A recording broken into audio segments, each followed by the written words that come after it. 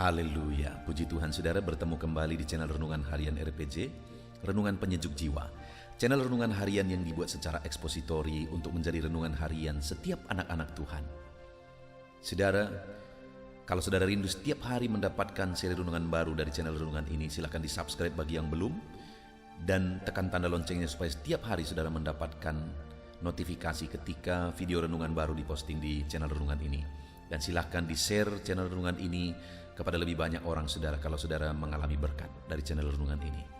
Puji Tuhan saudara, video ini adalah video kedua dari 3 seri video yang membahas topik tentang bahwa mujizat masih ada. Apakah saat ini saudara merindukan mujizat dalam hidup saudara? Saudara rindu Allah melakukan mujizat dalam hidup saudara?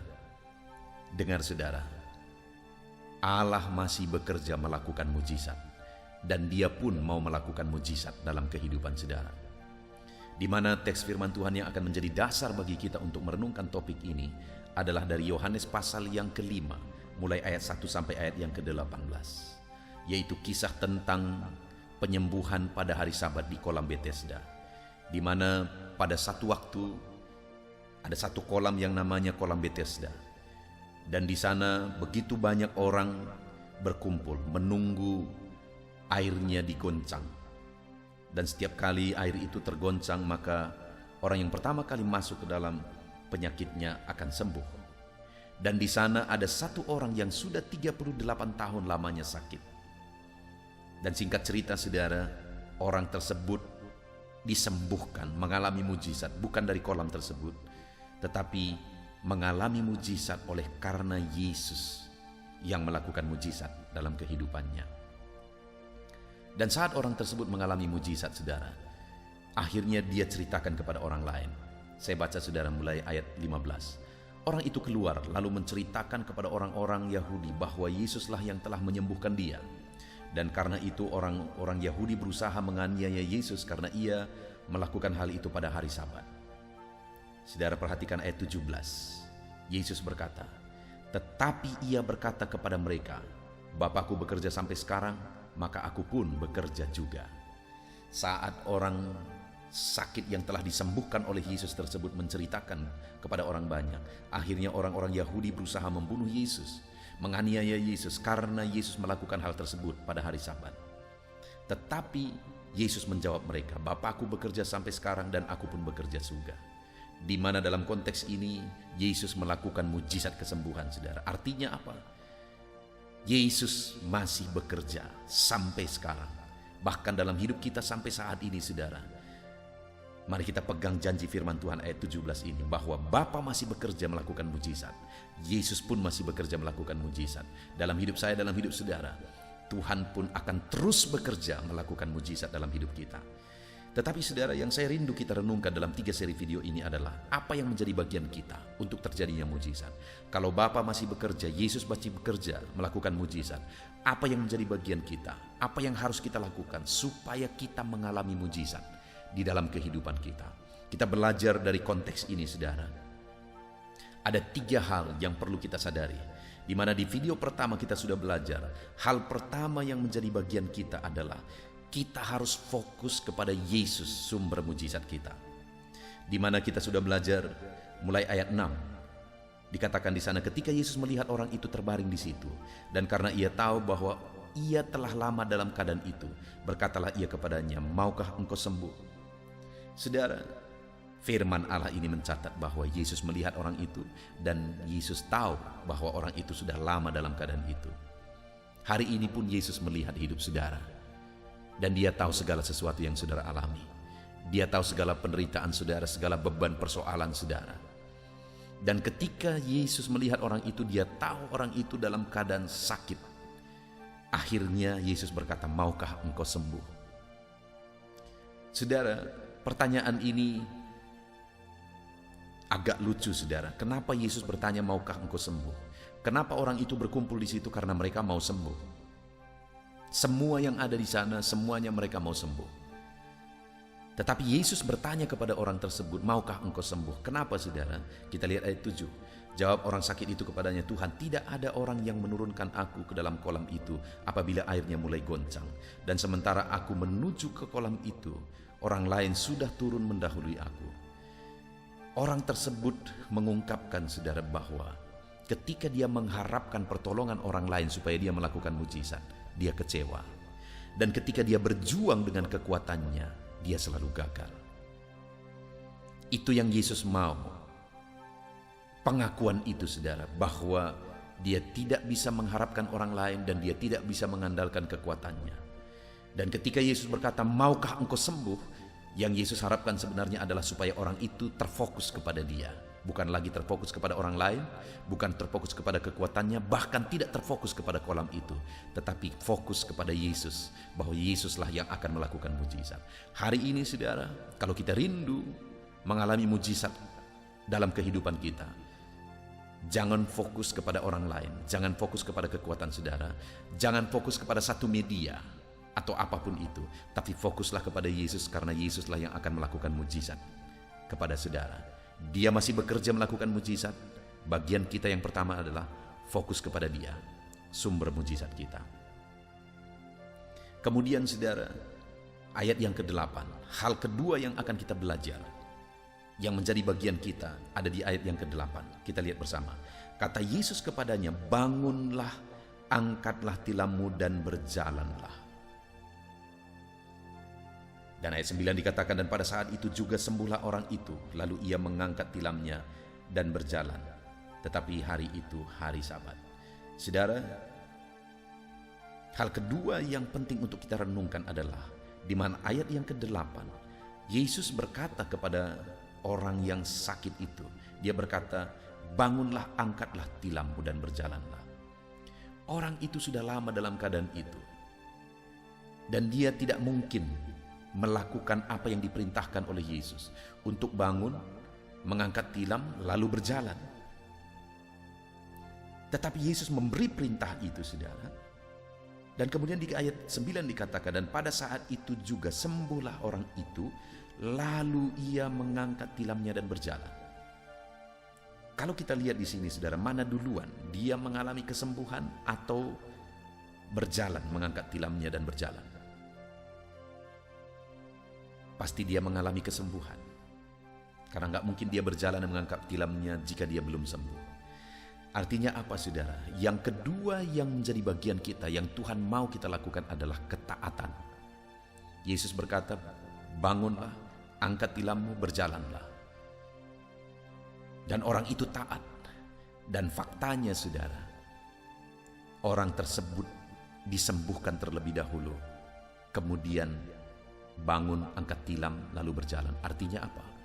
Bahwa ketika orang tersebut taat, Allah memberi kekuatan bagi dia untuk taat. Allah melakukan mujizat bagi dia untuk mentaati firman Tuhan. Saudara, hal kedua yang menjadi bagian kita untuk terjadinya mujizat adalah taat kepada firman Tuhan. Dan kalau saat ini saudara berkata bahwa saudara sulit taat kepada Tuhan, itu hanya alasan. Karena pada dasarnya Tuhan sendiri sudah memberi kekuatan bagi setiap umatnya untuk taat kepada firman-Nya. Yesus berkata bahwa Bapa masih bekerja sampai sekarang. Dan dia berkata bahwa dia pun bekerja juga. Dan yang menjadi bagian kita untuk mengalami Yesus bekerja melakukan mujizat, saudara, adalah ketaatan. Ketaatan adalah kunci untuk kita mengalami mujizat dalam kehidupan kita. Taat kepada firman Tuhan. Mungkin saudara, banyak orang yang berkata bahwa mereka sulit taat kepada firman Tuhan. Sekali lagi, itu hanya alasan. Karena jika ada niat bagi saya dan saudara untuk taat firman Tuhan, maka Tuhan sendirilah yang terlebih dahulu melakukan mujizat, memberi kekuatan, memberi kemampuan bagi setiap orang yang rindu taat kepada firman Tuhan. Puji Tuhan, saudara.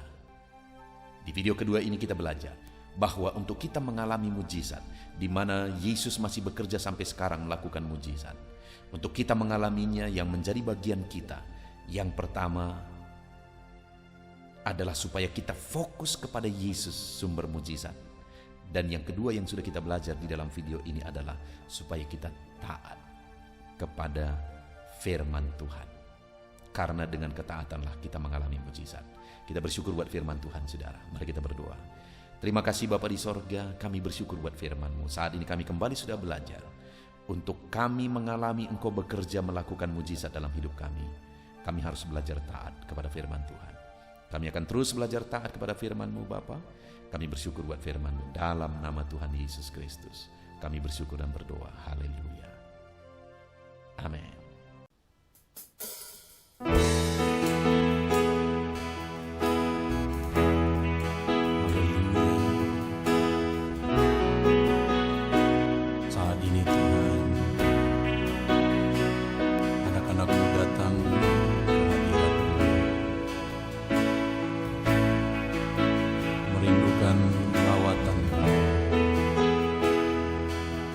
Setiap hari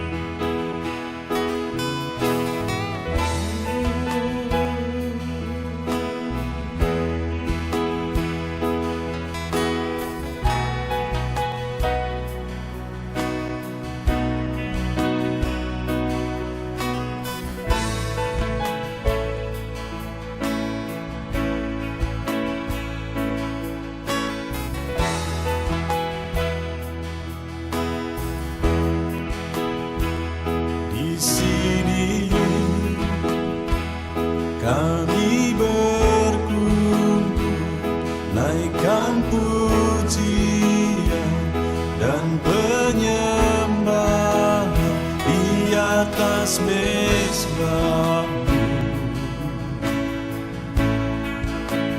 di atas mezbah-Mu. Di sini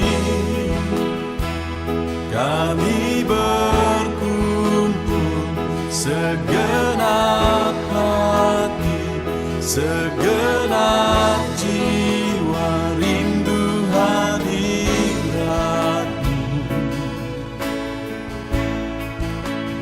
haus surapan-Mu.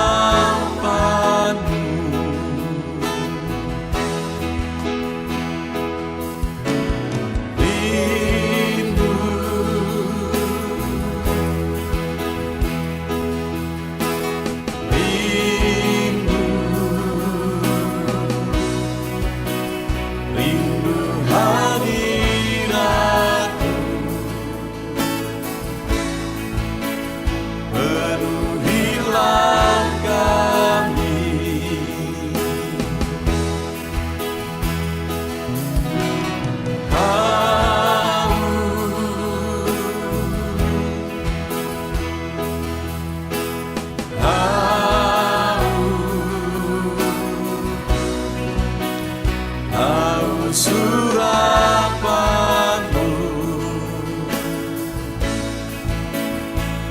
puaskanlah sekarang.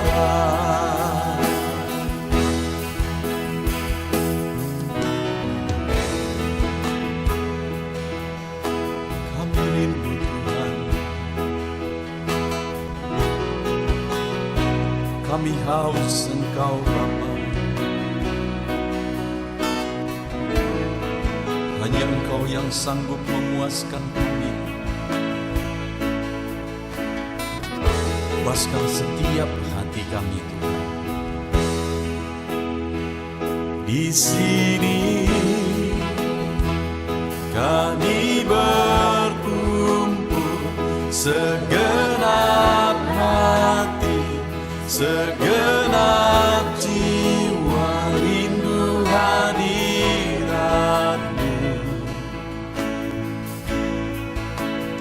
haus surapan-Mu.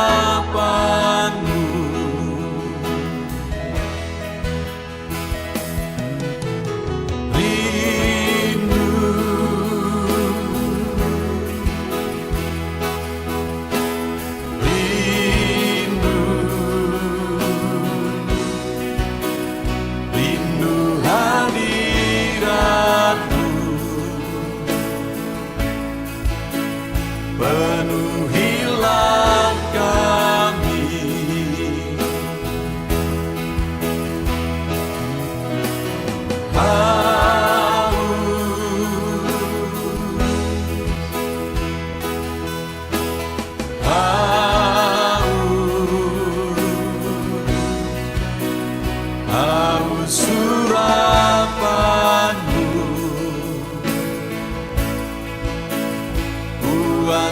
puaskanlah sekarang.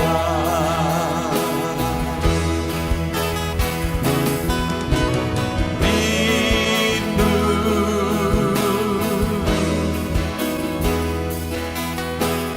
rindu, rindu hadiratmu.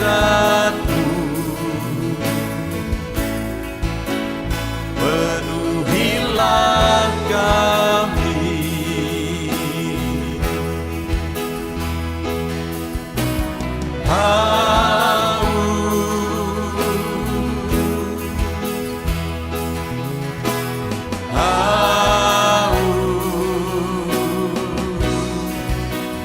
Haus urapanmu,